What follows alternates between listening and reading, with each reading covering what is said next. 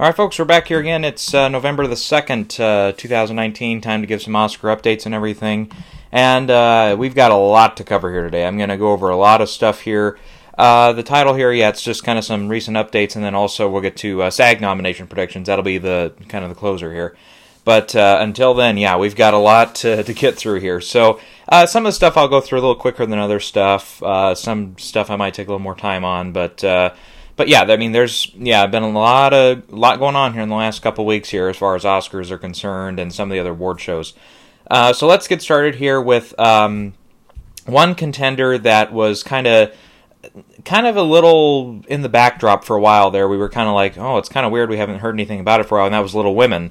I think it was like the 23rd or 24th, so it was a little over a week ago, we finally got the first screenings there. And evidently Sony has another hit on their hands here.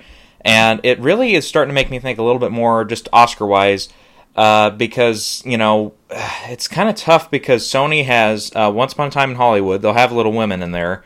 And also A Beautiful Day in the Neighborhood is TriStar, which is also a Sony production. And then Sony Pictures Classics also has Pain and Glory, and I think there's one other one.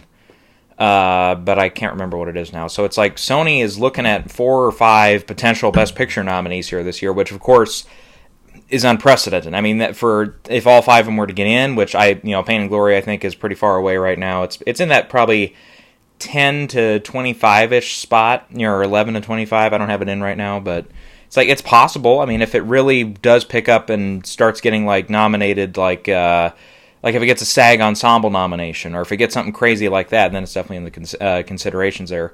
But no, in the meantime, the Little Women, I think a lot of people are talking about now. I think a little bit more than they were. I'm going to scoot the microphone a little closer here. And it's definitely something to consider here because, from the sounds of it, Saoirse Ronan turns in a really nice performance. Greta Gerwig is a threat, again, for Best Director. I think she gets in right now. Florence Pugh is also somebody that they're really talking about for Supporting Actress. So, it could get a good number of nominations there in those top categories. I think it's still going to do well in the tech categories, with the costume design, production design. It could get in for cinematography. It might be in for editing, maybe, if it does really, really well. That's looking at, maybe 7 or 8 nominations, which is better than Lady Bird did. But, And then, I think Best Picture is a given right now for it, at least. We've yet to see, I think there's only one trailer out for it, but I did like that first trailer. I've seen it a few times, played a couple movies and stuff, and it looks solid, and the first screenings, the fact that they weren't terrible definitely is a good thing, obviously, but it was starting to become a thing like, wow, we haven't heard anything from Sony for a while on Little Women. It's like, are they really just pushing Once Upon a Time in Hollywood, or Beautiful Day in the Neighborhood, because, obviously Hollywood was out early, Beautiful Day in the Neighborhood did well at Toronto, and all that. And it's kind of funny, it's like Beautiful Day in the Neighborhood now, I think, is starting to look more and more like the, early on in the season, everybody's saying, oh, that and Once Upon a Time in Hollywood, and then Little Women is probably in there too, but it's like, now it's like Beautiful Day is down in like probably the 3rd most likely spot for Sony's nominations this year. Kind of funny how that happens sometimes, but it might end up having, and obviously it's a little early, but it's like it might have the best Rotten Tomatoes score of the 3 films, though. I mean, not that that matters or anything, but just kind of an interesting spot there. And then I think some going back to Little Women for a second here, I think some of the reviews are also saying Laura Dern and Meryl Streep have some good moments there, but I think Florence Pugh, sounds like the real big player there. So we might actually have 2 years in a row without a Meryl Streep nomination. Unprecedented, I know. Funny. Speaking of, I'll get to the Laundromat I did see. I don't know about her getting nominated for that, but we'll see. We'll get more into that in a bit here. But I think Little Women now, having been screened at least, I don't think it's playing at AFI Fest. I kind of looked through and saw what was playing there, and I didn't see it listed there. They might just play that one, early enough for like the New York Film Critics Circle, LA, and all that before it opens and stuff, and then probably after the critics see it there, then I think we'll see the embargo lift probably around December, early December, I would guess, so about a month from now, for official reviews. Right now, just all the tweets I saw, most of them were like, oh yeah, it's a really solid movie, it's really fun, nice adaptation. Definitely some of the more feminists out there were saying it's a very feminine, positive movie, which, it's called Little Women, so it's like, and based off the story, I haven't read the book or anything, but I've seen what was one of the adaptations. It's been adapted like 6 times. But, it looks like it's primed for a type of story like that, so I think that'll be interesting to see, and I am looking forward to the film very much so, yeah. Okay, there's that one. So that's check that one off the list. The next thing, I wanted to talk about this a little bit, not to get in trouble or anything, but just to talk about it because it was very interesting, and I think it's actually going to be a big positive for the film, and that's Booksmart. I guess, I can't remember, I didn't see what airline it was. It was like Delta or something like that. I might be wrong about that, but one of the airlines was airing the film, and a very truncated version of it. They cut out certain words, they allowed other words, and obviously Olivia Wilde and some of the stars and everybody was very, very upset about it. And, I think just for my 2 cents on this, it's like I've only, I can probably count on 2 hands here how many times I've been on an airplane. I'm just not a frequent traveler in that way or anything, but only one time on an airplane have I gone on and it's like, oh, you're able to watch something. It's like most ones I get are the cheaper ones where you don't have that option. So, but to my understanding, as far as that goes, it's basically, what's on the airplane is a truncated version. And it's like, if you haven't seen Booksmart, it's R-rated, and it's R-rated for a reason. Like, I remember I showed the film to got my friends and family there, and they were like, I warned them up front, I said, it's a raunchy movie. I said, they go all out in this movie, like, as far as, like, language, as far as being very open, it's a lot, teenage girls, as played in the movie, using, as much language as they can.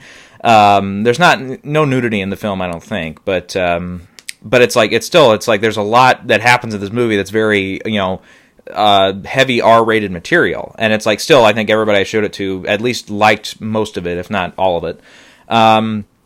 So I think in a way the airline has a right to rescind some of that stuff, because you have to remember, not everybody on the airplane signs up to watch the movie that they play or whatever, or some people, they have a right to go into it and say, okay, well, I've heard about this movie, I don't know what's in it.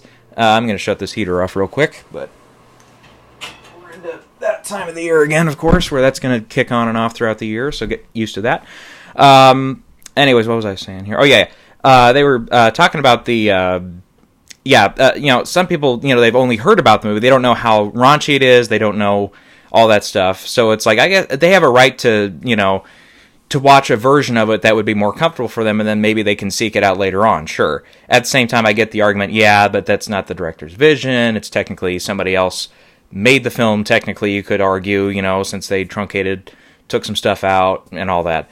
But at the same time, it's like, again, some people, they get on flights and they have a family and their kids, are awake and they're doing stuff and they get on I don't know how it works anymore, but it's like if they can pick the movie out and they see that one and they just click on it, and Booksmart is, alphabetically going to be closer to the top of the list, boom, all of a sudden you're like, oh, now you've got kids, running around with that stuff, it's like, it can make people uncomfortable and stuff, and it can really, subject, those kids to something, I'm not a parent or anything, but it's like, I don't know, it's like, you don't want to, like, I don't know, with something like this, if it's very heavily R-rated material, which I think this qualifies as, some people argue it's not, some people say, only like the most extreme, stuff is considered heavy R. It's like, I don't know, some people, or hard R, or whatever term you want to use, but yeah, in this case, I would say, some kids probably, I would say this is inappropriate for, like, I would say under 15 would probably consider this inappropriate for.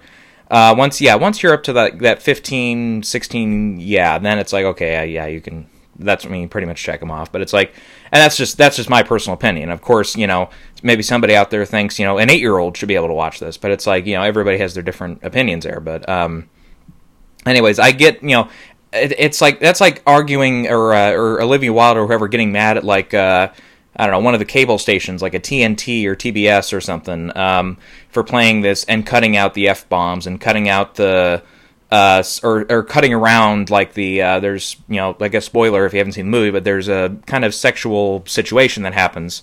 It's like, if you cut around that a little bit or truncate that a little bit, it's like, well, it's an R-rated movie, and this is a cable station. It's like, they're not, they can get in a lot of trouble for playing that stuff without, and some of them, nowadays, especially if they get that TVMA rating, that can, that allows some more stuff.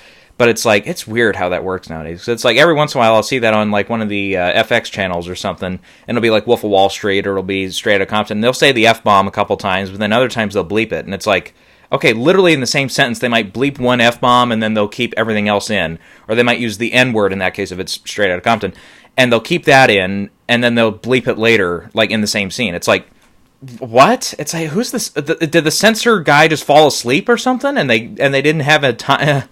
What's going on here? But yeah, it's like, I get that. That's an argument too, I guess. But still, it's like, especially for like like I said, like a TBS, TNT, which are almost everybody in America who has cable has those stations and stuff. It's like, yeah, it's like I get the argument of, there's some people that are gonna not like that, and there's certain regulations, FCC regulations and stuff, and all that. And it's like, if you want to see the actual movie, you have to remember when you're seeing it on cable, you're not seeing the actual movie. I mean, even stuff, like back from the 80s, if they had the S word in it, you're technically not seeing the exact same movie that was originally made, because they've cut out language and stuff. So, yeah, the common audience should definitely know that, but also the filmmakers should respect that, because, once you put it on cable, it's like, that's when more people are seeing your movie. Just so you know, that spreads the word around and stuff, and you get residuals from it and all that. So, anyway, so that's where I fall on all that. But as far as, I read a couple of the things that Wild was tweeting and stuff, and they said they allowed F-bombs in there, but they wouldn't allow the word, I think the words vagina and genitals were not allowed in it. Which, yeah, I remember I looked at that and I'm like, well, that's bullshit. It's like, come on. It's like, you got to pick one side or the other. Are you going to bleep everything, or are you going to only bleep out? Again, that's like the FX argument I just made. It's like, where do you land on this? Like, what exactly is acceptable? To me, it's like, I put like the F word and the C word. I don't think they use the C word in Booksmart, but it's like, those are like, okay, you should almost always censor those. If you're on a cable station, or if you're on an airplane, or if you're on, what have you, whatever spot where that's a little more public, or in this case, more FCC regulated. It's like, those should almost always be censored, or always be censored. Whereas, the S word you can let slip with TVMA, and it's regulated then, it's fine. And all that stuff. And it's like, even on airplane, I would say, the S word shit, it's around enough, you can probably get away with it. But yeah, it's like, I don't know, it's like, you have to really, and again, maybe the airline might have something that makes more sense, but they haven't come back with anything, except that they're going to relook at it, which is a win for Olivia Wilde, it's a win for the movie and all that. And where I'm really, getting to the point here is, this helps put a lot more attention on the movie now, because this becomes something that a lot of the free speechers, for lack of a better phrase here, the ones who who want, all that stuff in public view at all times, and again, we're not going to get too political here, that's a win for them. So it's like, it's almost like you can champion around this movie. So I think that this actually helps Booksmart. And I'm personally, I like the movie a lot. I didn't love it, but I liked it a lot. And it's probably, I haven't like made a top 10 list of the year so far, but it's probably in there. It's probably in that like 8 or 9, or maybe not, maybe a little higher, maybe like 8 or 7 range, probably something like that. But I haven't really loved a lot of movies this year. The only 2 movies I've loved are like Us and Peanut Butter Falcon. I've loved those 2. And I'm 40 minutes into Dolemite Is My Name on Netflix, and so far I'm really liking it. But yeah, again, we'll get into some reviews here in a while, because I've seen some stuff. But yeah, I think overall, this is one I wouldn't mind if it gets a bigger push in the Oscar race than maybe we originally thought. I still think that original screenplay at the Oscars is very possible. I think it, getting into a couple categories at the Globes is possible. Yeah, so even with, and we'll get into Globe category switches here in a minute too, because that definitely affects the race there. But at the same time, it's like, as far as the actual like muting and bleeping stuff out and all that, or cutting around some stuff, some of that stuff I say, well, if it's a same-sex scene, again, you have to remember who you're playing to here. It's like, this is everybody. This is including potentially children, elderly and all that, who might not be, who, might really, throw lawsuits at you. So I guess, if you're the airline, it's like, well, the number one thing when you're in a business is avoid lawsuits, right? I mean, so I guess that's common sense in that way, but it's still, I get it. It's art, it's expressionism, and yeah, especially I think this in your finished movie, it should not be censored. It should not be, that's why, in the finished movie, Booksmart, that all that stuff is there. It's like, because it's art, it's a film. It's like you can watch it and, either enjoy it or not like it or whatever, but it's there and they have the right to do it. Absolutely. So, but again, I think when you go into more public spaces, and all that stuff, and especially, again, the children argument there, I think that's when you're like, okay, even like a same-sex scene, it'll be uncomfortable for, and inappropriate for children, I would say, even though, again, they don't show any nudity, even though there's an act that is suggested that's not exactly explicitly seen. That's a little, it's funny in the movie, and it's very kind of sudden and random, but I still chuckle at it. But yeah, and it's definitely, again, in the finished movie, it's there. I'm glad it's there, but it's like, when you put it in more public space, it's like you have to understand that not everybody's going to like it, and I think you have to kind of pick your battles there and stuff. And obviously, I think with the Airline, what they did with censoring certain things but not censoring other things,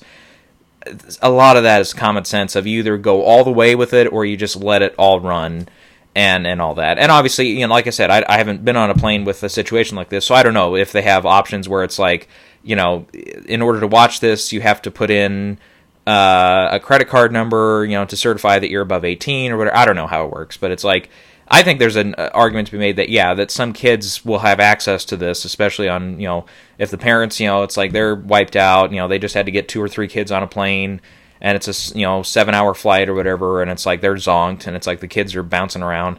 It's like, it's, things happen. But anyways, that's, again, I don't know. Like I said, I haven't been on a plane recently where I've had that option of, you can watch this movie. I always get the cheap flights, so. But anyways, so either way, it's a lot of news and a lot of word around the movie, and I think it could definitely help the movie, especially for those arguments there, and it gets more attention on it. And so maybe people who missed it the first time around in May will come around to it now, and they're like, oh, well, people said, this movie should have been more, this movie got all this attention because of what happened. It's like, now they watch it and it's like, oh, it's actually a good movie. So, maybe I'll put it down for, that screenplay was pretty good, or, the directing was good, or, put down, the so-and-so was good in the movie. I personally, I'd love to see Billie Lourd nominated for it for supporting actress. She's hysterical in that. But anyways, that's my 2 cents on that too. Okay, and then we'll get into, I always, not forget, but like always, it kind of creeps up on me with the Gotham nominations every year. So I wanted to go through those a little bit and just see where we're at with that. The 5 films that were picked for Best Picture are all kind of ones that are hovering in, again, that 1 to like 20, 25 range for potentially nominated for Best Picture. They're Hustlers, The Farewell, Marriage Story, Waves, and Uncut Gems. In between, just looking at the race here, just to get, I guess, early predictions out for who I think has the best shot, I would definitely put it like Marriage Story number 1, Farewell number 2, Waves. It's a good pick for that film, because it's definitely, I think, gonna get kind of I'm thinking of a funny joke here, but it'll get kind of rolled over there. I think if it doesn't do really well at the box office, and I think it's A24 with that one. I think their better bet this year is going to be The Farewell. So I think, if you have to make that argument, if they can only support one, which obviously A24 got how many films in a couple years ago or whatever too, so it's like, I think they had Lady Bird and I think Disaster Artist was out the year. That didn't get Best Picture, but there's another one that year, and I'm totally forgetting what it is now. Anyway, it'll come to me later, but so they've gotten multiple films in before. That's not a problem, but they had Florida Project, but that didn't get Best Picture. I don't know. I thought there was another one, but anyways, like I said, I'll think about it. But anyways, I think Marriage Story is probably the clear ahead one to win here because it's got the most prestige. It's probably in that almost everybody's top 5 for who's going to win Best Picture right now. It's good. Good to see Hustlers nominated. I do like that movie. The Farewell, I should be able to watch pretty quick here. I think it'll be out on disc here in like the next week. So, I'm looking forward to seeing it. All right. And then, it's another good one to see Uncut Gems get in there, too. Get that film's a little more attention here. Let's see here. What's next? We'll go through the acting races next. Actress, it's Awkwafina for The Farewell. Elizabeth Moss for Her Smell, Mary Kay Place for Diane, Florence Pugh for Midsummer, and or Midsommar, depending on how you pronounce it, and Alfre Woodard for Clemency. And yeah, between these five, I think it's really a two-way race between Alfre Woodard and Awkwafina. And I think Awkwafina actually probably stands a better chance here just because Farewell did better overall here at the Gothams than Clemency did. But I don't know, the Florence Pugh nomination for Midsommar is kind of like, I kind of disagree with that. It's like, yeah, she has some good moments definitely in the first 3/4 of the movie. There's some nice moments with her character, but then like by the last act or like the last 20, 30 minutes, whatever, it's like all she does is just frown and just cry in the last, it's like, I don't know. I don't know, I wasn't as impressed with that performance as everybody else was, but I don't know, that's just me. Okay, Best Actor, you've got a lot of talent here with Adam Driver for Marriage Story, Willem Dafoe for The Lighthouse, Aldous Hodge for Clemency, Andre Holland for High Flying Bird. I haven't heard of that one yet. And Adam Sandler got in for Uncut Gems. And again, I think this is probably a four-way race. I mean, you can make an argument. I think Aldous Hodge is. I think he'll go supporting at the Oscars for Clemency, and we'll see how big a player Clemency is. I think Alfre Woodard's obviously, the biggest play for that movie right now. I think Neon's got that one. And they're handling the U.S. distribution of Parasite, too. So I think they had, again, another one that I can't think of right now that they're going to try to push in the Oscars. So I think, obviously, Parasite's probably their number one for that one, for Best Picture and a few other categories. But anyways... and then he's in there. I think Willem Dafoe and Adam Sandler have an argument, and Adam Driver. I think Adam Driver's probably the favorite right now. But it's kind of strange to see Scarlett Johansson miss for that Best Actress category, though. A little not like troubling, but a little curious there. Let's see here. Then they had screenplay we can do next. And this is The Farewell, Midsummer, Last Black Man in San Francisco, High Flying Bird. What did I even name off yet? Marriage Story, Farewell, Last Black Man in San Francisco, High Flying Bird, and Midsummer. Again, I don't know. Midsummer's script was like, I don't know. That's to get nominated over. I don't know. Even I don't know. I can't even remember. Like Uncut Gems, I think would probably have a stronger play in screenplay. Waves. Even Hustler's script, I thought, was probably... having seen Hustlers, that script was stronger than Midsummer's, I'll tell you that. Yes, that's kind of another one. It's like, they just pick their favorites here. But I would say it's a two-way battle, definitely, between Farewell and Marriage Story. Then Last Black Man in San Francisco, I think a lot of people championed early on, and it kind of feels a little bit like... the Ben Foster one last year, that Leave No Trace, that got a lot of buzz here and there and did well at the Indie Spirits and stuff. It's one of those that played early and a lot of people loved it. I didn't end up seeing No Trace or Leave No Trace, but and I haven't seen this one yet, The Last Black Man in San Francisco. But I think that's another maybe that's the other A24 one I was thinking. I thought that was A24, but they're really blowing up recently with stuff like that. Okay, then they got a couple breakthrough categories. Breakthrough director. This could be another kind of close race here. You've got Kent Jones for Diane, Laura de Clermont-Tonnerre for The Mustang, Joe Talbot for Last Black Man in San Francisco, Olivia Wilde for Booksmart, and Philip Youmans for Burning Cane. This is a three-way race, definitely, for Olivia Wilde, Joe Talbot, and the Mustang director, Laura, I think it's pronounced Laura de Clermont-Tonnerre. Somebody will have to pronounce it later on, then I'll pick it up. But the Mustang is one. It got attention early on. Again, I didn't get to see it, but it looked a lot of great reviews, and it looked like an interesting enough film. We'll see. We'll see about that one. Let's see. Then there was breakthrough actor here, and let's see the 6 nominees here. You've got Julia Fox for Uncut Gems, Aisling Franciosi for The Nightingale, Noah Jupe for Honey Boy, Chris Galost for Give Me Liberty, Jonathan Majors for The Last Black Man in San Francisco, and Taylor Russell for Waves. I think, again, this could be a four-way race. That Taylor Russell, I think I figured out who she was in the trailer. She looks like she's got some good scenes. Noah Jupe, for a breakthrough, it's like, well, he was good last year in Quiet Place, but I guess you can still count him as a breakthrough. It's funny how some of these award shows and some of the critics' prizes through the year, especially like the small ones, like those have like best breakthrough actor, and it'd be like Saoirse Ronan or something for Mary Queen of Scots. It's like she's been around for a while, guys. Some of them have different statings for that, like if they're under 25 maybe or something. I don't know. But everybody does it different. And then, the Jonathan Majors, he got a lot of buzz early on for Last Black Man in San Francisco. I can't remember if that would be for lead or supporting. I think that'd be for supporting. But, again, I think I did see one trailer like he was looks like he had some good scenes in there. And then, Julia Fox, too, for Uncut Gems, I think is getting a little bit of buzz. But most of that buzz is going to be on the movie and on Sandler's performance. Okay, then there was a documentary, too, we can talk about. And then there were a couple TV nominations, but I don't keep up with that stuff. So those nominees are American Factory, Apollo 11, which I really want to see. It looked really good. The Edge of Democracy, Midnight Traveler, and One Child Nation.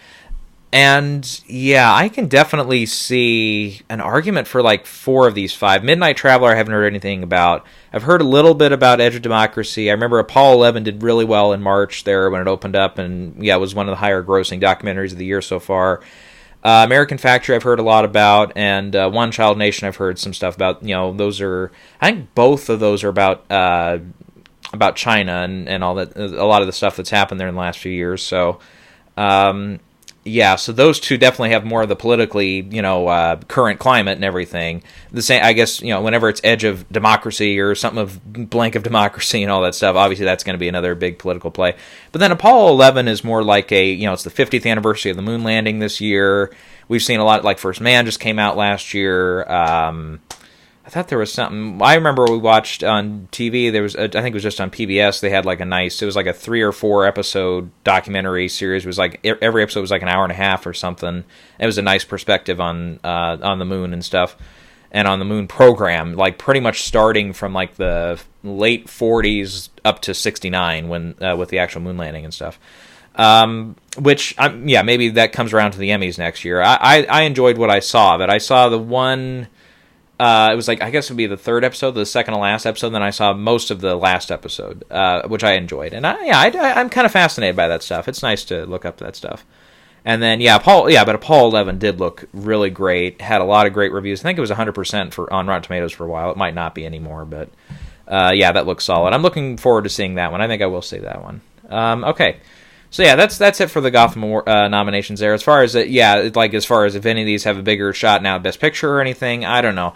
This definitely helps out Waves, Uncut Gems, some of these that haven't gotten as much attention that are further down the road in the release calendar. That definitely helps them.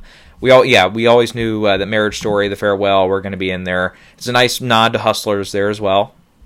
I think it's like a $25 million budget's the limit here. I think Hustlers was a little over $20 million. So that means they don't qualify for any spirits, I'm thinking, is the ruling on that. But it's like, obviously, Midsommar getting a couple nominations. I don't know. It's like, I don't think that's going to be enough for the mainstream Oscar voters to put it anywhere. I mean, not really. You could argue maybe like a makeup category, but even then, it's like Suspiria couldn't get in last year, and that had a bigger Oscar pedigree, I would say, than Midsommar did, because that was, what's his name? The Call Me by Your Name guy. I forgot. Shit. I really liked both those movies. But it's like coming off of that, and the fact that it had like great performances from Tilda Swinton and Dakota Johnson. I loved both of them in that movie, and it was on the short list also, I think, for the music and the song category too. That was definitely more on their radar than I think Midsommar is going to be, but and that didn't go anywhere last year. So, I don't know. Otherwise, like Best Actor. I mean, obviously they kind of do push the lead and the supporting performances into these for like actor and actress here. So I think Sandler's going to have some love. He could get in probably for the Globes there. Adam Driver is almost certain to get in. Willem Dafoe is definitely in that range for supporting actor as well. And it will be for Lighthouse. I doubt it's for like Motherless Brooklyn, which is one of the films I saw, but more into that later. Best actress, definitely Awkwafina, we know, is circling that like top 5, top 6, top 7. She's definitely up there. Alfre Woodard is also in that 6 to 7 range. Some people have her in. I don't quite have her in. But then Elizabeth Moss, too, for her smell. I remember that's one I saw advertised when it came out, and I'm like, I don't know. I mean, I've liked her in almost everything that I've seen her in. Like Us, she was a standout in that, in a supporting role. I liked her character at first on Mad Men. I saw the whole series of Mad Men. And I liked her character a lot at first, but then it kind of dipped a little bit, and by the end, I was more like, I like her again. I think that's just with the writing and stuff, just the amount of stuff they gave her to do. It's like, man, she really kind of started slacking off there, just with what the not her performance, what the writers were giving her to do. It's like she almost felt like a background character for some of the season 4, 5, 6, somewhere in there. Or maybe 4 and 5, and then 6 she picked. I can't remember. It's like that whole show runs together for me. That's kind of the problem nowadays with streaming services. It's like sometimes it's like, oh, you can totally distinct where the seasons end and begin, and other times it all runs together. But that's neither here nor there. All right, so that's all the Gotham stuff there. We might revisit that after the winners are announced, but or maybe we'll get more into it closer to the ceremony, and I think it's later on this month. Okay, then we'll get into now some movie reviews that I'll get into here. I've got 4 full reviews we'll do, and then one I've only seen like the first. I mentioned earlier, I've seen the first 40 minutes of Dolemite, and I'm really liking that so far. I'll have just a couple things I'll say about that one. Obviously, I have to finish the film before I can make a final judgment on it. But it's as far as how I think the rest of the film go, it looks like it'll be a very entertaining spectacle. They're very definitely funny in a lot of spots. One film that's not funny, though, is The Laundromat. Not so much, no. Now, this one, I liked some of it. It's very weird, because like this and Motherless Brooklyn are actually going to be kind of similar in this way. But Laundromat, there's one thing, though, that I definitely want to talk about. Now, Laundromat, I felt like I was definitely interested in some characters and in some spots more than others. Like, there's one part, basically the whole story is like Gary Oldman and Antonio Banderas kind of lead up these front companies for like all these corporations that are like bogus, completely bogus, and like fronts for millionaires, so they can pretty much put all their monies into offshore accounts so that they don't get taxed on it and stuff. And it's like, it's basically, and they totally make it clear. It's like, with the current laws, it's not illegal. It's just definitely immoral, and it's definitely something that you're not looked fondly upon. Obviously, a lot of these people don't talk, but it's like. It's like these two kind of head it up, and then Meryl Streep is a woman who loses her husband, and then she gets screwed out of insurance money it's from an accident. It's early on in the film, and then kind of goes on this crusade to kind of find him. But it's weird because it's like I kind of understand why she and everybody in the film is running in supporting categories, because there's really no lead character in this film. Because, Meryl Streep is definitely the lead character for, like, the first, I would argue, like, 40, 45 minutes. But then she's gone for, like, almost the rest of the movie. Like, she pops up every now and again, and then she's there at the end. But it's like, man, she really disappears, though, when the movie starts to venture off and talk about other stuff. And as far as the rest of it goes, her performance, I thought, was really nice. There's one scene in particular, again, I don't want to give too much away here, because I don't think everybody's seen it yet. It's on Netflix now. Where she's praying in a church, and it's like we just hear her voiceover. It's like an inner monologue, and we see her and hear the monologue, and it's like what she's saying and how it matches her face. I thought really great moment. Obviously, it's Streep; she's always great, but it's like that moment really stood out. There's one part kind of earlier on though with her character where she's describing because she wants a certain apartment in Las Vegas because it's very sentimental for her. It goes on and on and on and on. It's like a 6-minute scene, and it could have been like a 2-sentence story, but it's like a 6-minute scene, and it's like, God damn, Soderbergh. Same deal. There's a part later on in the movie where it's this African-American family who I think emigrated from Africa, so it's like, well, it's actually African family, but they're but they're U.S. citizens, whatever. I don't know. Okay, from Africa. You get what I mean. Slip of the tongue there. And it's like the whole focus is on them for like 20 minutes, and it's like it ends up there's like a very small chunk of that story like relates to the movie, but the rest of it just feels so much like filler. I mean, I was entertained while I was watching it, but then when it was over, I was like, oh, so only like a tiny sliver of that 20 minutes actually relates to the story? Oh, okay. Thanks for wasting my time. So it felt like filler. The same goes with, like, there's like a David Schwimmer and Robert Patrick show up for a little bit, and again, their part, it's like they're kind of there to be kind of a little bit of examples, but then they like disappear. And the same goes with, like, Will Forte shows up, literally has 3 lines, and then his character's gone from the rest of the movie. It's like there's stuff like that. It's like, really, it just feels like there's so much stuff going on. And then there's like another character played by Jeffrey Wright toward the beginning, and it's like we get into his character a little bit, and then something happens with his character, and we're like, oh, I want to see the follow-up with that. He's gone the rest of the movie. And he doesn't get killed off or anything, but it's like he's just gone. And I'm like, what is going on here? So it's like I was very mixed on that. At the same time, though, just again, praising some more stuff, I found the Gary Oldman character, the accent was very distracting. He's like, I don't know if he's like Belgian or what he is, or if he's like Lithuanian, I don't know, whatever nationality he's from, or if he's Swiss or what he is, but he's like, the accent was very distracting, and it's funny because like his character and Antonio Banderas are pretty much together in the movie, like almost every scene, they're together.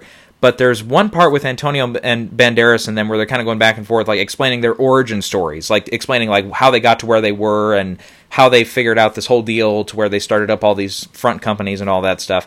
And it's like Gary Oldman starts explaining something, then it cuts to Antonio Banderas, and he explains his stuff, and we never get back, to my memory, or at least not in a big satisfactory way, to Gary Oldman, where it's like, okay, so it's like literally the movie said, okay, here's Gary Oldman, fuck this, let's talk about Antonio Banderas' character for like 5 minutes, and it's like, his character I thought was much more interesting, got a lot more to do, it felt, than Gary Oldman, whereas Gary Oldman was just, I'm playing the character with the accent, and I'm doing all this stuff, and I am doing all this for the movie, for Soderbergh. It's like, are you Werner Herzog, or who are you? It's like, I don't know, it just, again, it was so distracting, there wasn't really a fully fledged character there.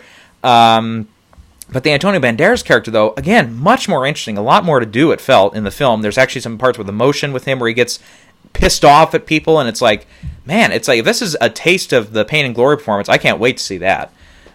Hopefully, yeah. I mean, I've liked Antonio a lot. I mean, I grew up with a lot of his movies, like Mask of Zorro and stuff. It's like, man, he has not been nominated yet. I think that's going to change this year. I think there's enough support behind him here. Another thing, too, and it relates to my biggest criticism of the film, and that's the ending.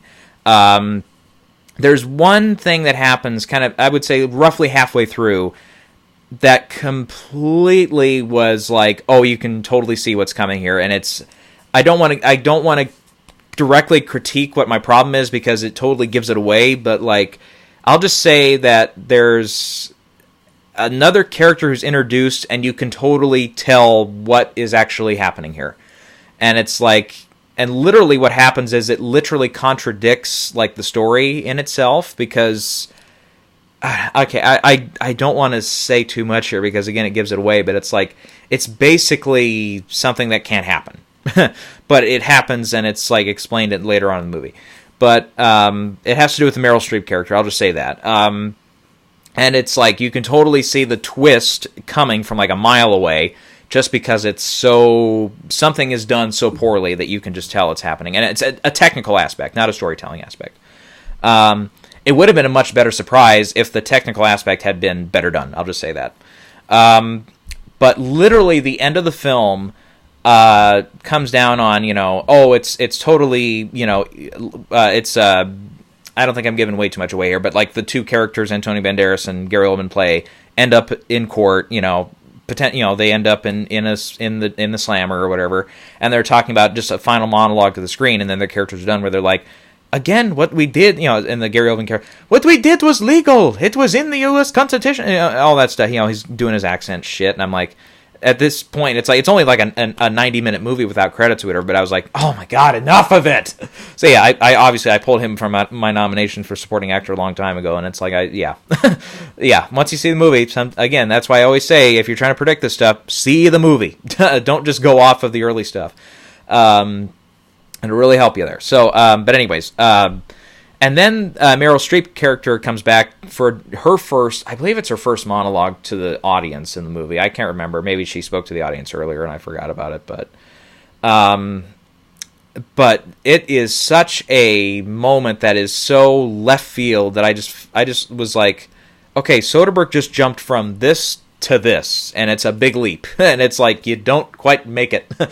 It's really weird, and I want to, like I said, I've got more movies to review here. I don't want to spend way too much time on everything here, but it's like, I don't know. It's like I almost feel like I need to wait a couple months, wait later on in the Oscar season. I don't know how well this movie's going to do. I can see this doing okay at the Globes, like getting a couple nominations, maybe surprises us in that comedy musical category because that's where it's being submitted.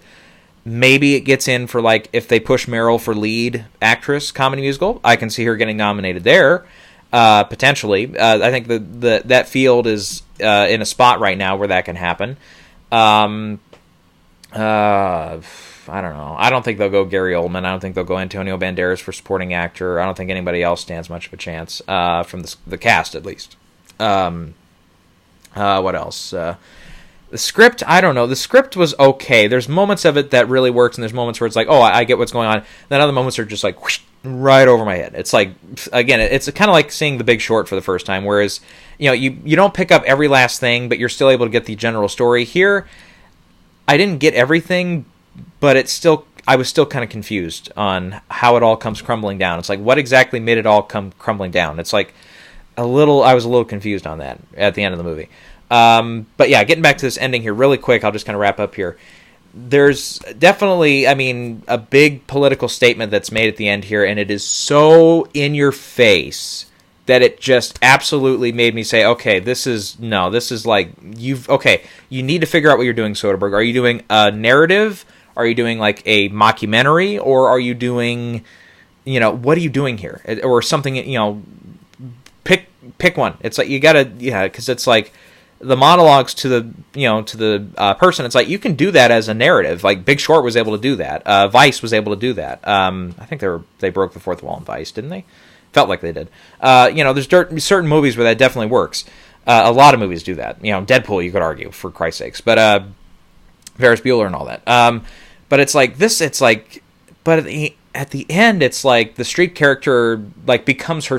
Again, I don't want to give too much away here, but she basically drops her character and becomes actual Meryl Streep to talk to the audience and like try to do a rally cry to the audience for political messaging. And it's like, I don't know. It's like, whether I agree with the politics or not is irrelevant because this is the movie we're talking about here. I'm not here to critique the politics of it, but it's like, if you're going to do that, then at least do what Spike Lee did in BlacKkKlansman. Have it be like subtext through the whole movie, not just at the end. Oh, and by the way, we're going to bash so-and-so, a political figure, Trump. Okay, whatever. You could probably sense that if you haven't seen the movie. It's like, we're going to bash, certain people. And it's like, but Spike Lee did it in a much better way, where like he like infused that into the story. And I talked about that a lot last year. I don't want to repeat myself way too much, but it's like he did that so well in BlacKkKlansman, where it's like he's still telling the story, but he's still getting the political message out that he wants to get out, and he's making it relevant to the story. Whereas Laundromat literally forgets the story, dumps the story in the last 5 minutes, and becomes a soapbox for him to step on. It's like, okay, no.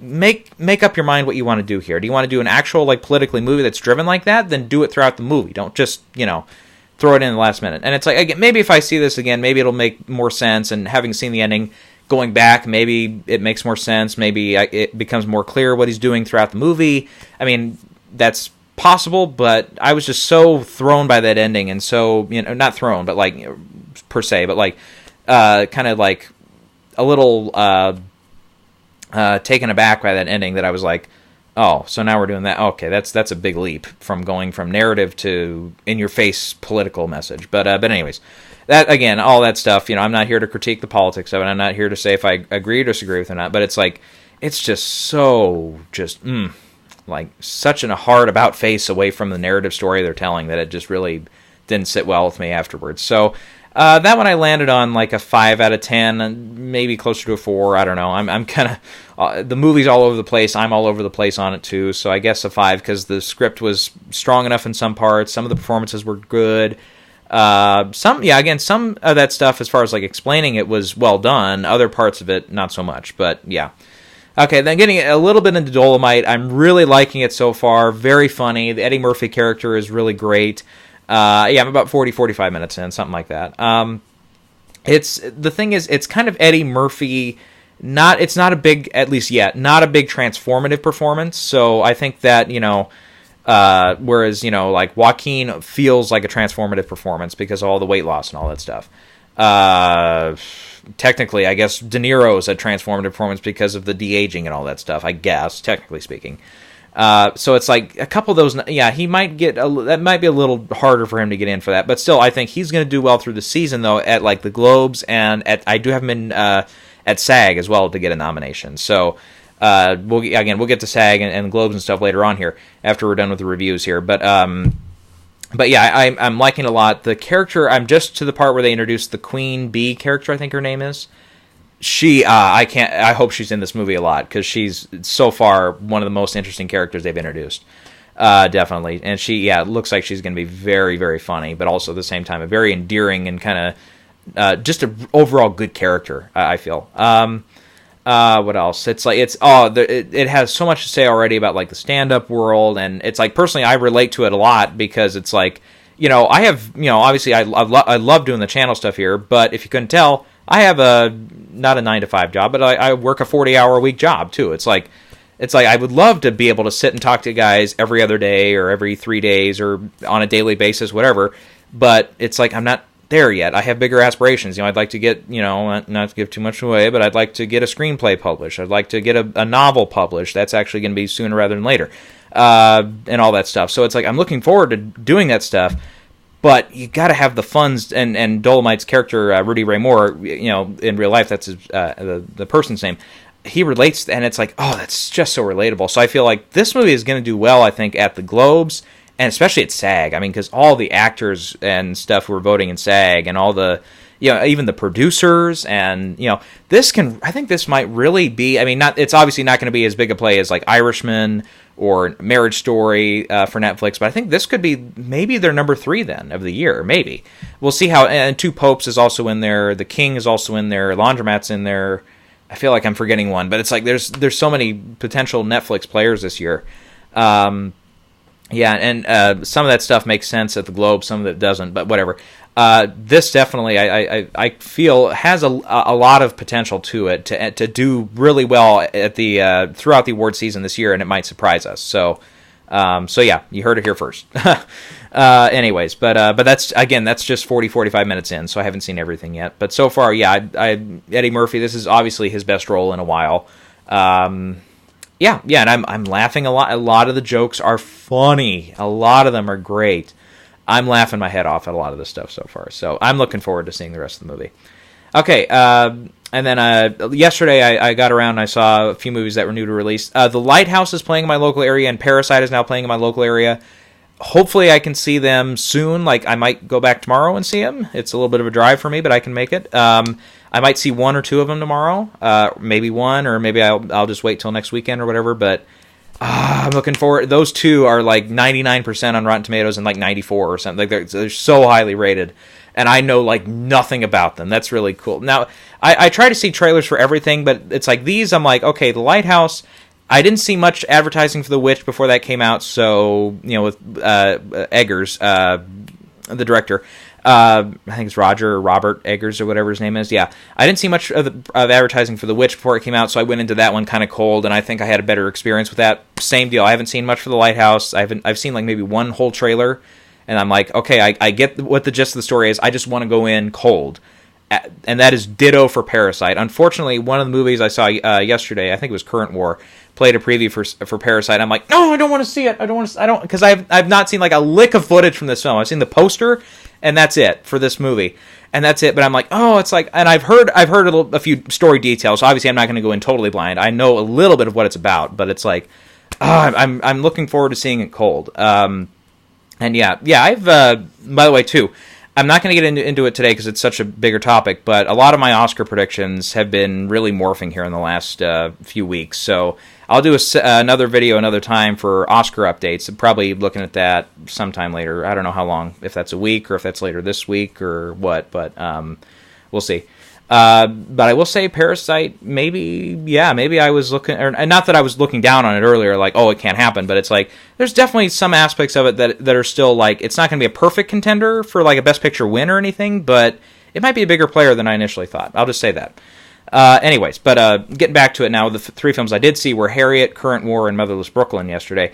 And Harriet, I was looking forward to a lot, even though the critics were really, like 60, a little above 60% of Rotten Tomatoes and stuff. And it really, I think, didn't land as well at TIFF as a lot of obviously the studio and everybody was hoping for. And it really did start dropping out. Like, I had it at like the 9 or 10 slot for Best Picture. Now it's out of it. I thought Cassie Lemmings maybe had a shot for director. No, I don't think so. The script had a chance. I think this would be adapted. I can't remember if it was adapted or original, but no. Unfortunately, with this film, I didn't love it, and that goes for all three of these films. None of them were out of the ballpark hits, I don't think. No, none of them were home runs. It was almost, I told my folks last night, I was like, it's kind of 3 swings and 3 misses kind of on these. Because some of them could have, especially a couple of them, really could have been good, but, like, there's just some choices that are made that I just didn't like. Harriet, for me, unfortunately, bottom line of this review is it feels like a more hyped up, like a big budget version of a PBS special about Harriet Tubman, unfortunately.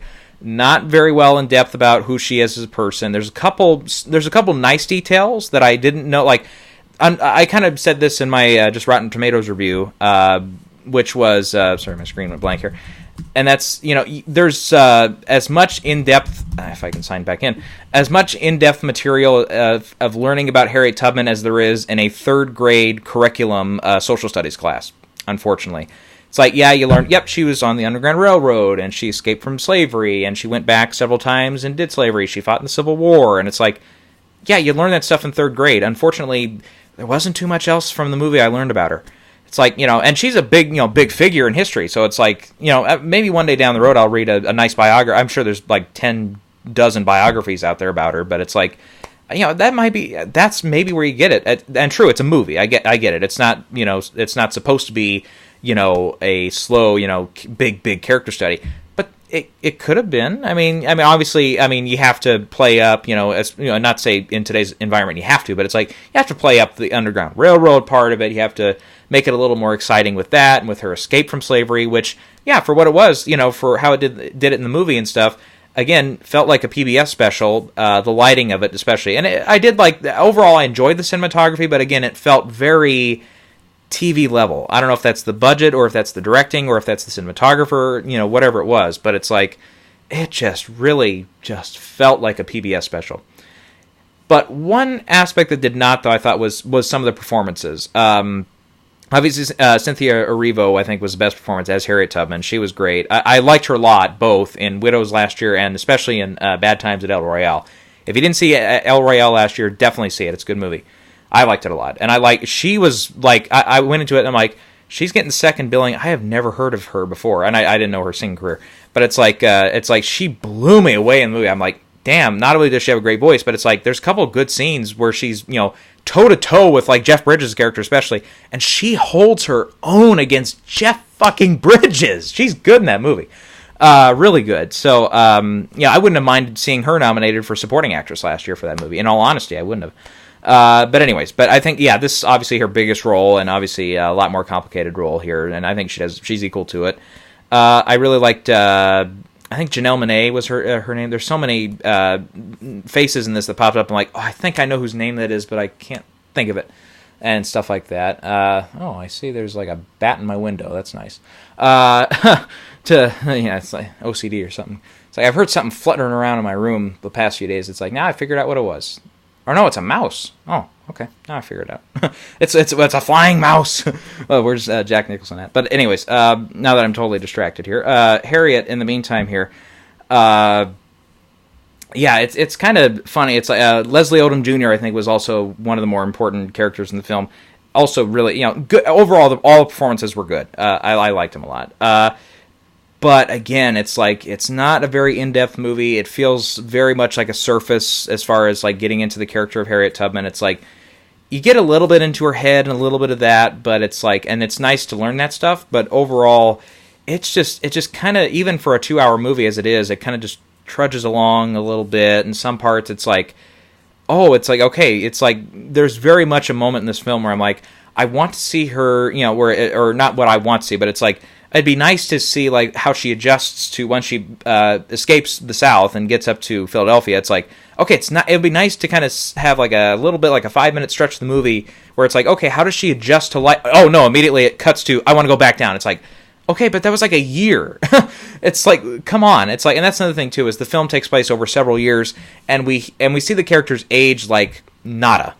Like everybody looks the same after like 10 years or 15 years in the movie, except Harriet does look a little older by the end there, and they keep changing her hairstyle up a little bit. But it's like, other than that, it's like they really, and that's a lot of movies I have that critique with, but not just this one. But yeah, wait till we get to current war. Hold on. But yeah, that's the other thing. It's like that's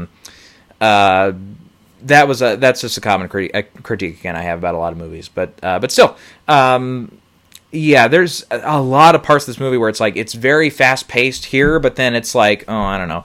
And it very much, there's one moment where it does like, and it's predictable too. If you've ever seen a biograph movie, it very much plays it safe, where it's like, here's the introduction, here's where it introduces how slavery is bad, here's the escape scene, here's her coming back, here's a montage of all the trips she took back, and here's how she almost got caught this time, and it's like, it very much feels like, if you've seen any other biographical tale where you kind of know some of the beats to it, it's like you can predict, okay, this is where they're going to throw in this device, this is this device, and all that stuff.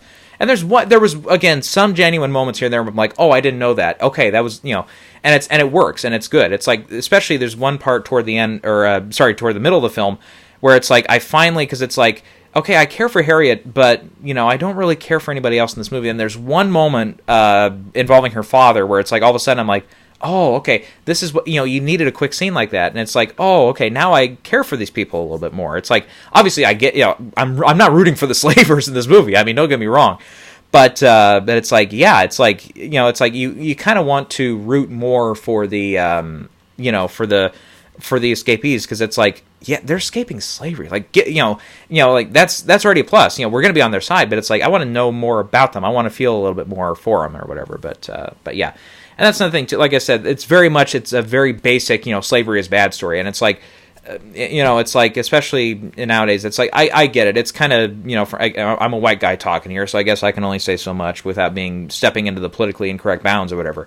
But it's like, there's a lot of great movies in the past that have shown us just how terrible slavery can be, especially, recently, like 12 Years a Slave, and you can go back to Roots, you can go, even like Lincoln, for what little it did about talking about slavery, kind of showed a little bit of that. And this movie does too, yeah, obviously, Django Unchained is another one recently that I would say does a better job of it. And it's like, here it's like, yeah, we know, yep, they all got scars, they all got, poorly treated, yep, we know everybody in the South was a dick back then, except if you read or watch the movie Gone with the Wind, then some of those characters are sympathetic, others are not, obviously, but anyways, it's like all that's, and it's like, unfortunately, there's kind of nothing new for this movie to add to the contribution to that, to add to the story here, in other words. There's not a lot more this movie has to... I'm still getting distracted by this fucking mouse. But anyways, I'll have to kill it later. Yeah, so that's kind of my feel on Harriet. Overall, there was enough I enjoyed. I give it a 6 out of 10. I think the performances really helped. Janelle Monáe, I think, again, it's a very stoic role at first, but then she gets a couple scenes later on where you're like, okay, yeah, now I'm liking her character a lot more. Okay, then we'll get... Current War, I think, was actually, of these 3 movies, was the one I liked the best, but...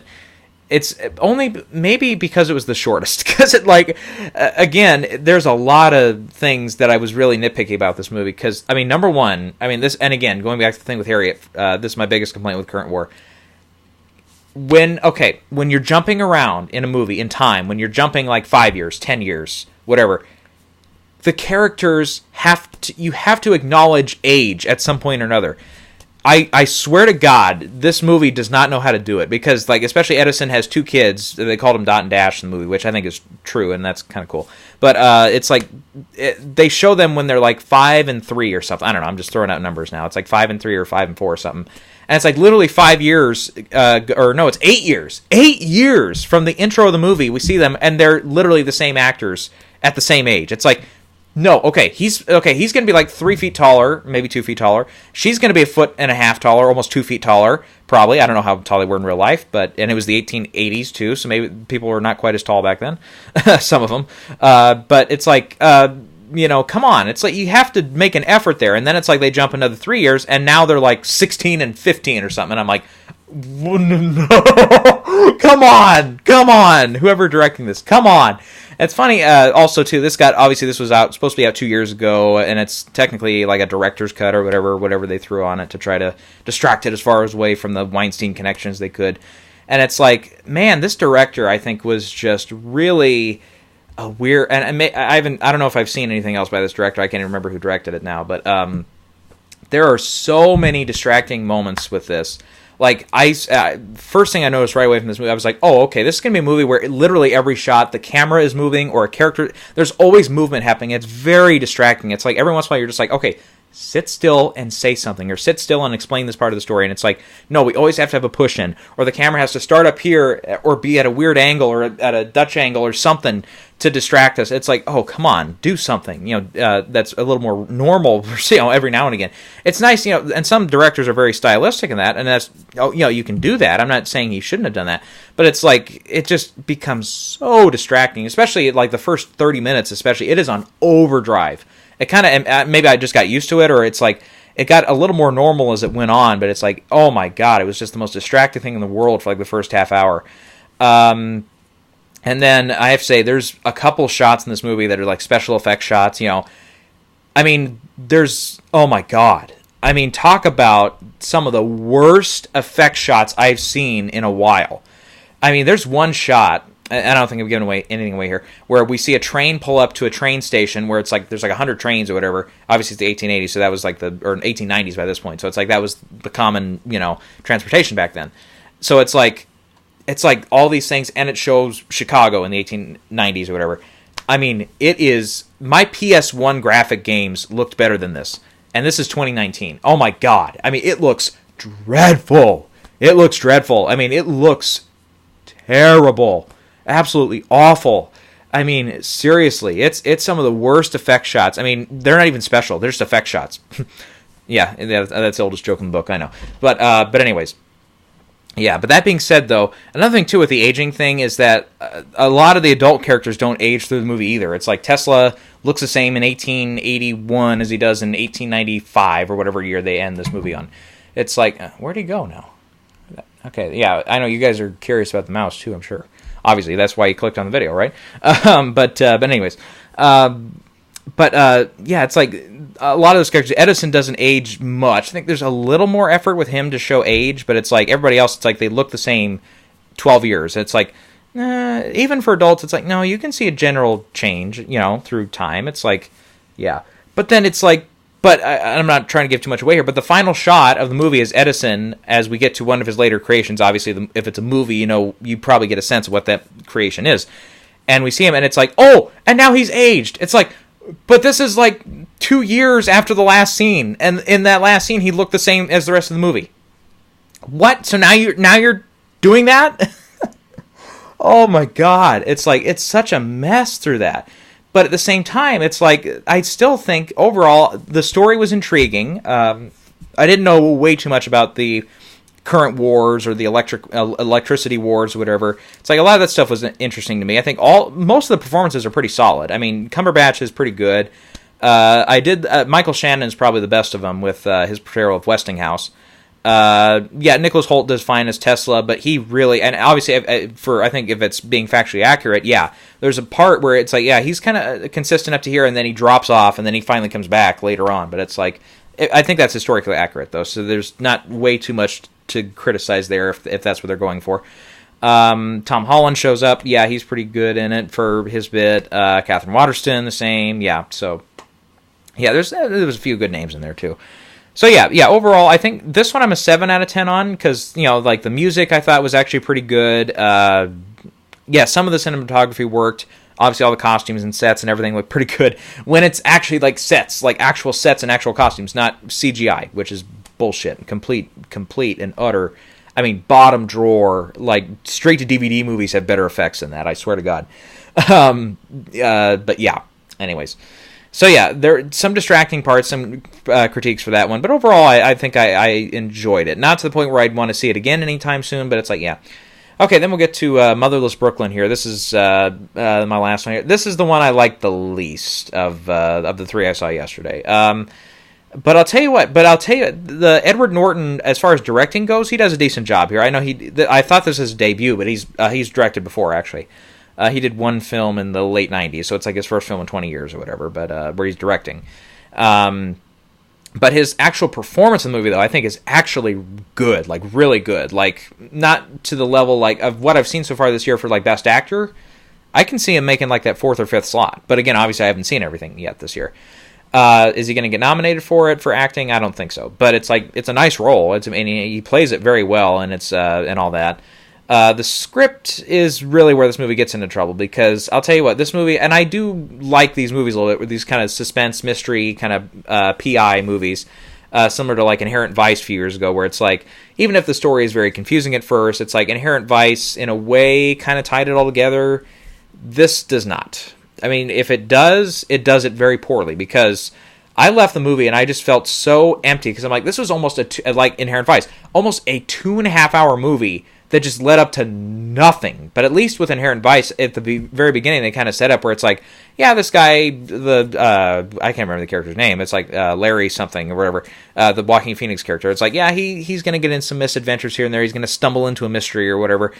But he's really kind of looking more for his girlfriend, or his would be, his squeeze or whatever. And it's like, at the end of the movie, he gets his squeeze. It's maybe spoiler alert for a 5-year-old movie, but it's like, okay, we kind of, I get that. I kind of get what PTA was going for there. And I haven't really loved any of his movies probably since, maybe There Will Be Blood. Blood was the last one I like really, really liked, but I don't know. I don't know, I haven't seen, I'll have to watch The Master. I didn't see back in the day, and I think I saw snippets of it. I haven't seen the whole movie, so I can't judge that one. But anyways, so this kind of felt a little bit like, obviously it's set in the 50s, and it's a little more straight-nosed than Inherent Vice, which is a little more goofy and fun, and kind of breaking the mold there. But yeah, I'll tell you what, the movie started out fine. It's like there's actually a kind of decent chase scene that happens early on. I'm like, okay, I'm getting into this, and like I said, I do like these mystery movies quite a bit. And it's like, I love how Bruce Willis gets like the second top billing or whatever. He's like the second person billed in the credits and stuff. Literally, if you take like his first moment to his last moment and put a stopwatch to it, he's in it like 3 minutes of the movie. Like 3 minutes of screen time is all he gets. But if that, it might be less. But yeah, obviously if you've seen the trailer, you kind of get what the story is with him and stuff. But anyways, it's like, and overall, I think most of the performances are good. I think Alec Baldwin and Willem Dafoe, though, are two outliers in that. No, they're really kind of hamming it up for their characters. They almost feel like they were in a totally different movie than everybody else is. Like I said, Norton's pretty solid. Willis, for the amount he's in, I mean, he got his lines right. He hit his marks and stuff. I always tell that joke. But it's like, they're just, there wasn't much, and that's probably my biggest criticism of the whole movie is, the whole movie is riding on this the Tourette's character played by Edward Norton, who's always ticking and stuff, which is accurate, that's true and stuff. And if you're, not that I know anybody personally with it, but it's like, having seen enough of the Tourette's guy on YouTube, I know what the difference is and all that. But it's like, but here it's like it's a well done performance. Like I said, I liked it a lot. But it's like you want to root for this character, but it's like the whole jux of the movie is you root for this character in getting the guys who got his boss and who got Bruce Willis. But it's like the whole crux to that is you have to care about their relationship, and it doesn't matter in this movie what their relationship was. Not a lot. It's like Edward Norton explains to him, like, like Frank was like a god to me. He doesn't say that, but it's like, it feels like it's like Frank, the character Bruce Willis plays, it's like literally he has 2 minutes on screen. There's no flashbacks in the movie that show like when they were first on the beat or whatever, doing PI stuff. It's like, why should we care? He was just a guy. It's like, it's like he means a lot to this guy, but it's like we can't, we don't get enough inside his head to where we, to that stuff. It's like Up, the beginning of Up. It's like we get into the mind frame of Carl, so that when he loses Ellie, it's a big emotional moment, and it drives us through the rest of the movie. And the whole thing of the rest of the movie of him going to Paradise Falls or whatever, I know these are two totally different movies, but I always think of that. It's like that movie set up in like 5 minutes the whole juxt of the story, and it did it beautifully. Beautifully. I still go back, and that's one of my favorite, probably top 6 or 7 Pixar movies, but that's a tough beat, man. There's so many good ones. Whereas this, Motherless Brooklyn, is like almost twice, well, maybe not twice as long, but like, 1.5 times as long, it feels, as Up was, and it can't get that done. It's like, it can't get done in, what Up took 5 minutes to do, in 140 minutes, Motherless Brooklyn can't do it. And, obviously, I'm not a screenwriter, so I don't know how to obviously do that. But it's like we need to care about these two characters and their relationship for the whole rest of the movie to work, and it doesn't. So that's always a distraction. But as far as the rest of it goes, Gugu Mbatha-Raw is one of the other main characters. I liked her a lot in this movie. I haven't seen her in, I think she was in a small role in maybe a couple movies I've seen, but like, I didn't see the one, All the Lights, or whatever the movie was a few years ago, Beyond the Lights or whatever. I didn't see that one. That everybody kind of got her career started. But I liked her a lot in this, and I got behind her character a lot, and I thought there was a lot of good stuff with her character and with Edward Norton. There was chemistry there, which is good. And that's I kind of like that too. It's like there's some parts of this movie where the story, it's a very complicated, involved story. And like I said, by the end, I didn't see how it all tied up. I don't think it did. It's like, really, I mean, seriously, there's like 5 or 6 people who die in this movie. Maybe I'm exaggerating a little bit, but it's like there's a number of people who die in this movie over, and what it's leading up to is like over that. Seriously, it's like, oh, come on. It's like, gee, many Christmas. It's like, oh my gosh. Less people less people die for more important stuff in other movies. So it's like, yeah. But anyways, that was one of my big problems. There's some parts of this movie where I was less interested than others. Again, they're at 145 minutes or whatever it is. It's like there's some parts that definitely drag, that feel like they could have been cut down. At the same time, I do like a couple of moments where it does slow down a little bit, where we get into the romance between their characters and the kind of the relationship that grows between them. Those moments worked, and it's like that doesn't really happen nowadays in a lot of movies. A lot of the times, the romance is kind of just shoved in the corner, and it's like, okay, yeah, now they're romantic and stuff. Obviously, that goes through for a lot of movies too, but it's like when your main genre is something else and you throw in a love plot halfway through or whatever. But this one I thought was a little more well done in this version than other movies I've seen. What else do I have to say? Yeah, this movie was kind of all over the roadmap. It didn't really feel like it was, at the end of the day, like much was, like, what can we take from this? I don't know. I got nothing out of this movie. Again, there's some entertaining parts. There's some part, like there's one part in a jazz club that goes on for like 10, 15 minutes. And it's like, I know a lot of people will probably say, oh, it's so boring. But it's like, I don't know. As a guy who did jazz back in the day, it's like, yeah, it's kind of fun. Those parts. And again, it's good character moments between Raw's character and Norton's character. So, So, overall, I enjoyed those parts of the movie, and some parts of the movie I liked a lot better than other parts. Like I said, there were some whole parts where I was just like, oh, what are we doing here? This is taking so long. This is why the movie's 140 minutes. There's literally one character played by Leslie Mann. It's like, literally, you could have cut her character out entirely. It wouldn't have changed anything. Like, nothing would have changed. And yeah, it's like, there's so much of this movie that just feels like that. So yeah, but overall, I think also for that movie, technically though, I think it's well, the cinematography looks really good. Again, production design and costume design are pretty solid in this too. So for what it goes there, and I did, the score for this movie was okay. It was kind of, sometimes it stuck out, sometimes it didn't. But anyways, so overall, that's a 5 out of 10 for me. It's like some stuff worked, some stuff didn't work, and overall, I didn't feel like it led up to much. And it feels like, also another thing, too, I want to say, is the movie has a lot on its mind. There's a lot of messaging that can kind of come from this movie, too, but it's like, so much of it just gets muddled and caught up in the story, and it's like the story pushes that stuff down, and you just don't really feel like...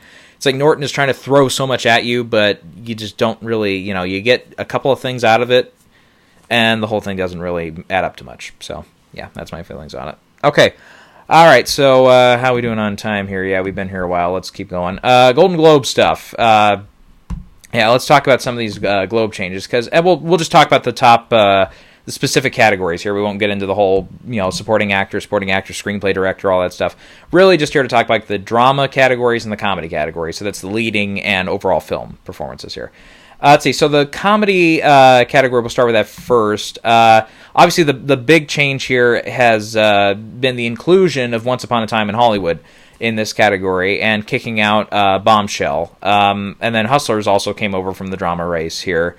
I think that's, the biggest news. Otherwise, Uncut Gems, A24 is going full ahead with this one in the comedy race.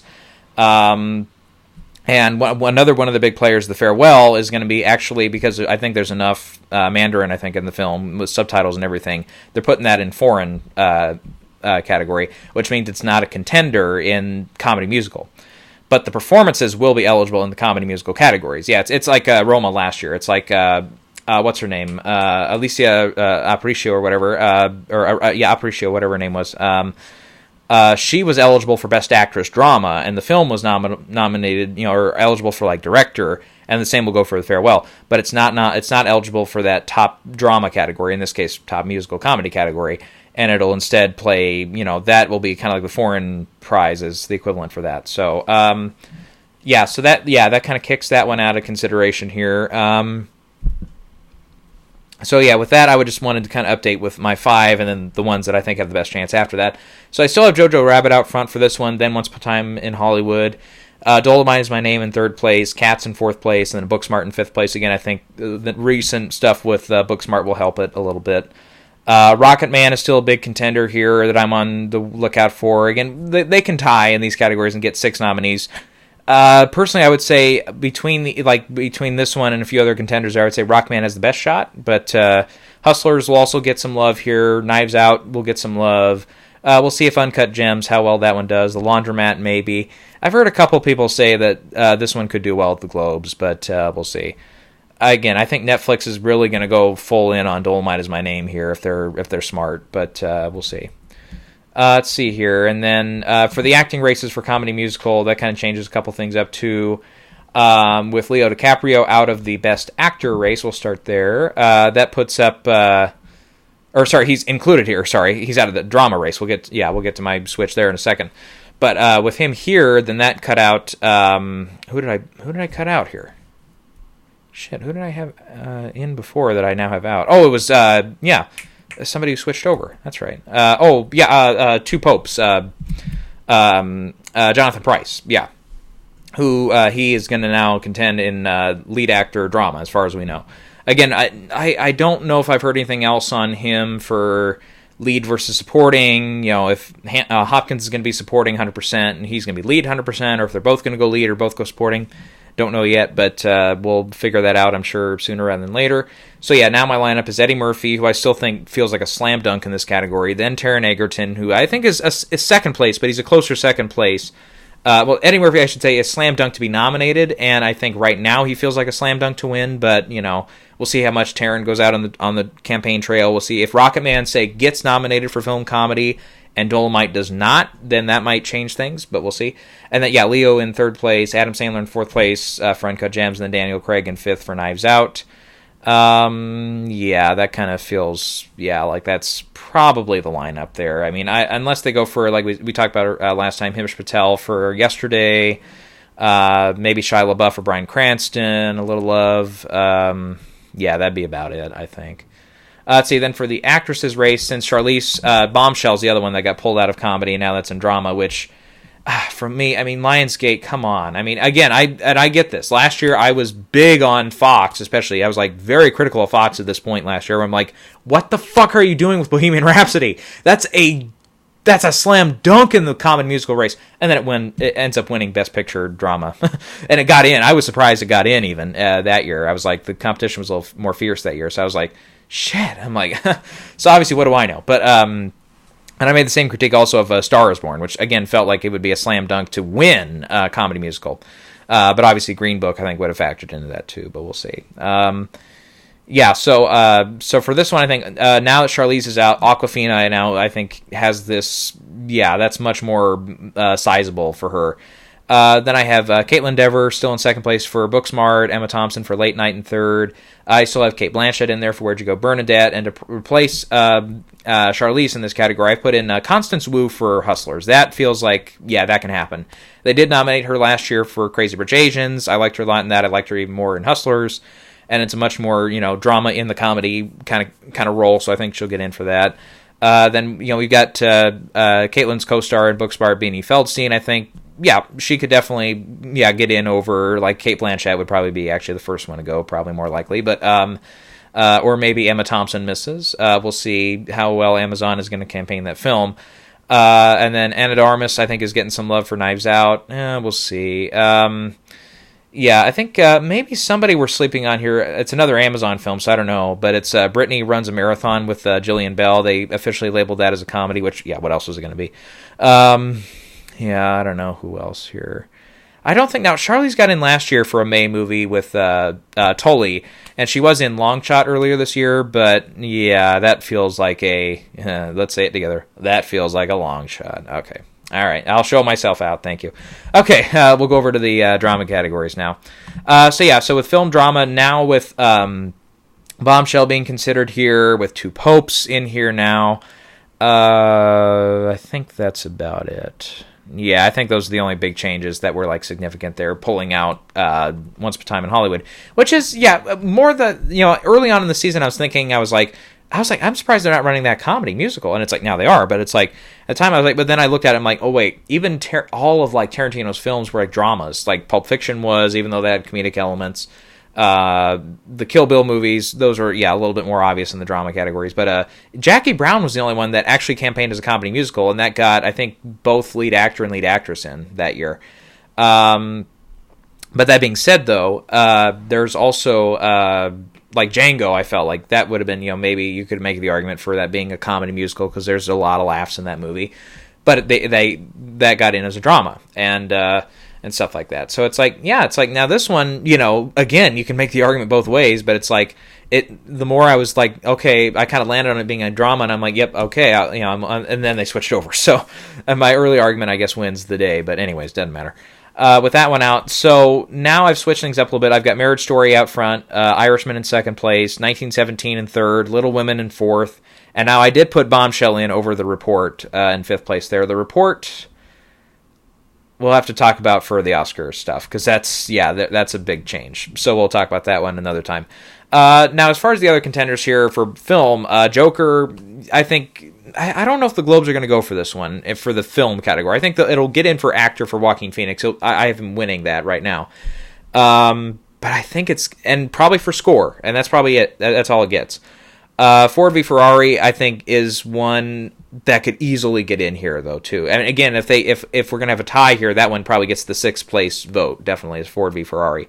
We'll see how well they like the Two Popes, but Netflix has already got Marriage Story and Irishman to contend with here, and we do see the Globes really like to give support to everybody here. So, right now I've got two Netflix, a Universal, Sony, and a Lionsgate with Bombshell. And then, Once Upon a Time not Once Upon a Time, Beautiful Day in the Neighborhood, I should say, another long title film this year from Sony. That's also running drama here, but again, when you look at all the other stuff, it's like, I would probably put that on a lower level too, but that also could tie and get that sixth place nomination maybe. Like we said, so like Parasite, another one we kind of officially now know is going to be in the foreign film category. The same with Pain and Glory, even though those two will run the drama races, I think, for any acting contenders and stuff. Which, that's the thing, and that's, not to get into Parasite anymore, but it's like, for Best Picture, one of the things that's kind of stopping me from going really far with it in a lot of categories is it's not going to have any acting support, I don't think. There's no clear nominee, at least from right now, from what I've heard and stuff. But again, we can probably get more into that in the Oscar contention too there. For Best Actor Drama now with Leo DiCaprio out, I put somebody else in. So we got Joaquin out front, then Adam Driver, Antonio Banderas in third place, Robert De Niro in fourth, and I put in Christian Bale for Ford v. Ferrari right now. Jonathan Pryce, we'll have to see the film too, but it's like I'd like to see him get some attention this year, because I felt if anything else, for makeup for the wife. Because I really dug him in that performance last year. I liked him a lot in that. Yeah, Brad Pitt, I liked him a lot in Ad Astra. I think his performance there is better than the one in Once Upon a Time in Hollywood. I know, sue me. But, yeah, I don't know. I don't know how far that's going to go. Maybe another one who might creep up again a little bit more is Michael B. Jordan in Just Mercy. We'll see how that one does overall here. I saw the preview again for Richard Jewell, so Paul Walter Hauser, maybe. I mean, again, that movie is really going to have to do well with HFPA here. Daniel Kaluuya for Queen and Slim. That one's going to be at AFI Fest, and if it gets a big push there, we'll see if it can keep going. For the actress race with now Charlize thrown in here, I have her in, so it's now Renee Zellweger, Saoirse Ronan, Charlize Theron, Scarlett Johansson, and Helen Mirren I still have in. Because come hell or high water, it seems every year Helen Mirren has to get in. So that does push out Cynthia Erivo. And I think she has a shot. It's not a done deal. Alfred Woodard, for Clemency is also going to be a contender here. Jodie Turner-Smith for Queen and Slim we could talk about. Julianne Moore always gets a lot of love from the Globe, so maybe Gloria Bell. Maybe, but again, she'd probably have to kick out. Probably Helen Mirren would probably be the one to go. I don't see a scenario where both her and Helen get in over Scarlett, over Charlize, over Saoirse, and over Renee, unless Little Women they just totally ignore. Could be, I don't know. But then again, Lady Bird, still, even without the director nomination here a couple years ago, it still did pretty good. Yeah, so I feel like that kind of tops that stuff. So yeah, we'll see how everything goes here. We'll get more updates with the Globes here later on, and these are, remember, the studio submissions. We have to wait about another few weeks before we get the official designation from the Globes. That's usually like a week or two before the nominees come out. So we'll definitely talk about that one some more later on. Okay, now for the actual title of the video, we'll get to the SAG stuff, and there was a lot to get to today. So yeah, hopefully I'm putting some time codes in here. So hopefully those helped you out there. Okay, so for film ensemble here, we'll just start at the top and work our way down. I have Marriage Story out front right now just because there's so many people in this movie. And, that's the argument I have for a lot of these. Like, Marriage Story, Once Upon a Time in Hollywood, and Little Women have a big ensemble cast, all of them. So I have all three of them in. And yeah, I think Marriage Story definitely, I think, you've got a lot of great actors in this with Laura Dern and Alan Alda and with Julie Haggerty from Airplane, who I'm dying to see in this movie. She showed up a little bit in that last trailer. Again, I liked seeing her. Adam Driver and Scarlett Johansson, obviously, and all that stuff. So it's like there's a lot of people in this movie, and it's Noah Baumbach, and he's known for his kind of ensemble movies. So yeah, so I think this one will get the win here. Once Upon a Time in Hollywood, I have in second place again for that big ensemble and everything. Little Women in third place for the same reason there. For my fourth place pick, I have another Netflix film, and it's Dolemite Is My Name. I think this one gets in. I think this is one. I mean, and there's going to be a lot of arguments this year for the ensemble category because there's a lot of very possible nominees for ensemble here. The Farewell is one that I think is probably in that sixth or seventh place slot for me. It's definitely going to be up there. Hustlers is going to be up there. Knives Out is a big cast. If they really want to go with a lot of those foreign casts, Parasite could be a good example there. Waves has a good cast. 1917, I'd say, will be a big stunt player. But that could get some love in that category for sure. Yeah, we'll see. Then I have in fifth place Jojo Rabbit. This one feels a lot like Lady Bird. It feels a lot like what was the other one?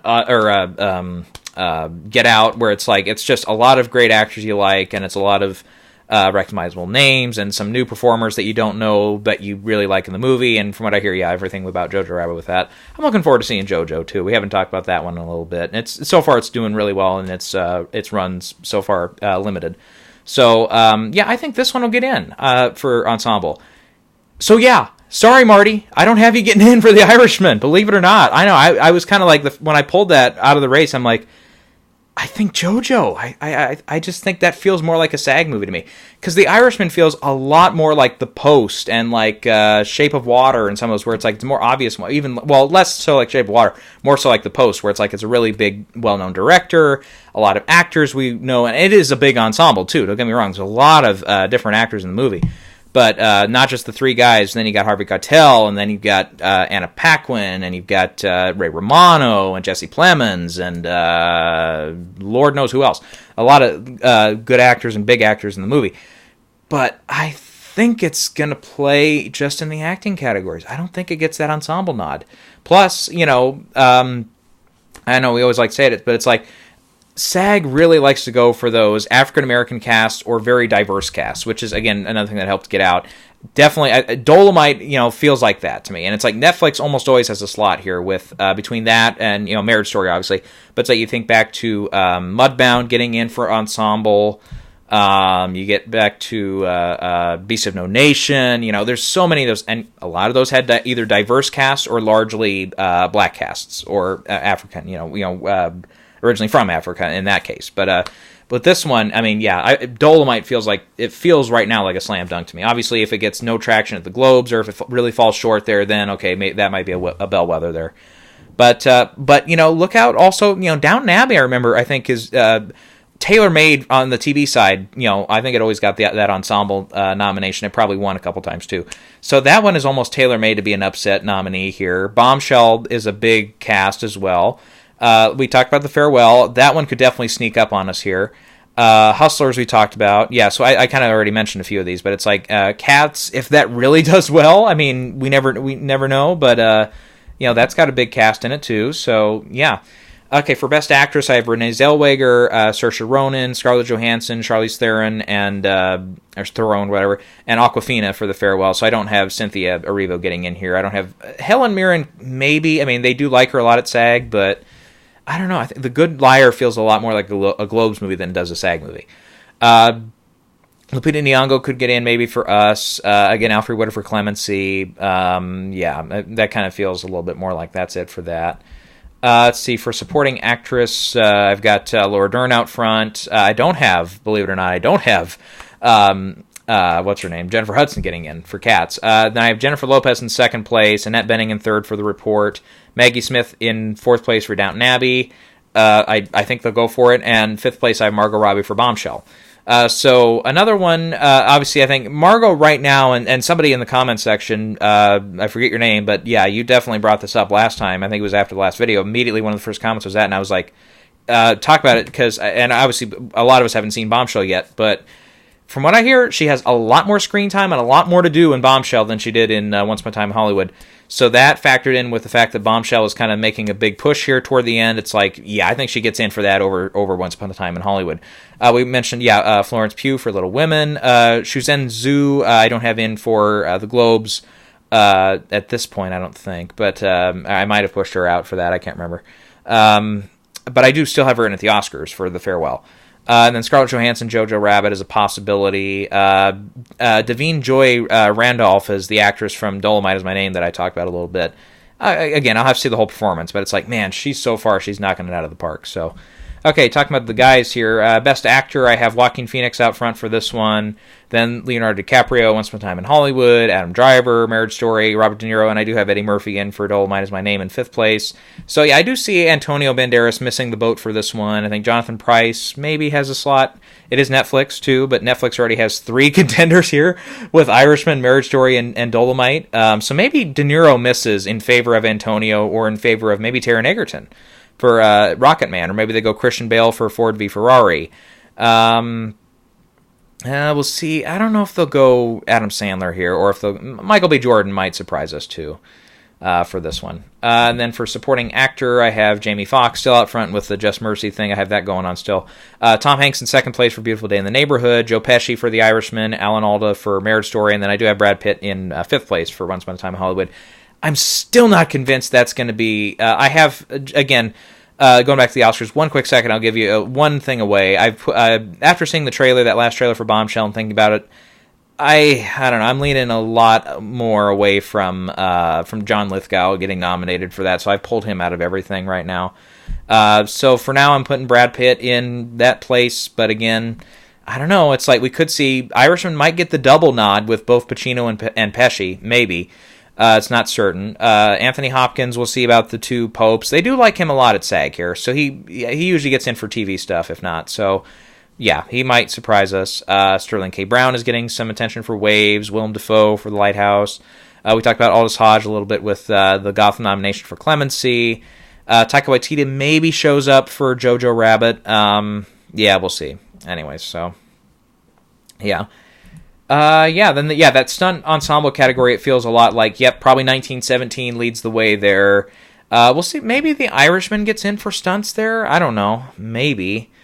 And then probably, we'll see if Knives Out has a lot of stunts. Maybe that might get in. Probably otherwise we go with probably Joker or Avengers Endgame. Us might be a nominee there. What other big action movies have ever been this year? That would be like obvious nods for that. I'm trying to think. I don't know. I can't think of it right now. But yeah, we'll think more about it later on. Ford v Ferrari maybe gets in for that, for stunts, yeah. If you guys want to yell in the comments section at me for something that might get in, like for that stunt ensemble category. I think 1917, right now, runs the board with that category. Then probably, some of the other ones we mentioned. So, anyways, I feel like that's probably enough to cover for today. We've been here a while, so I'm going to go ahead and say class dismissed. We'll be back again another time for some more Oscar talk.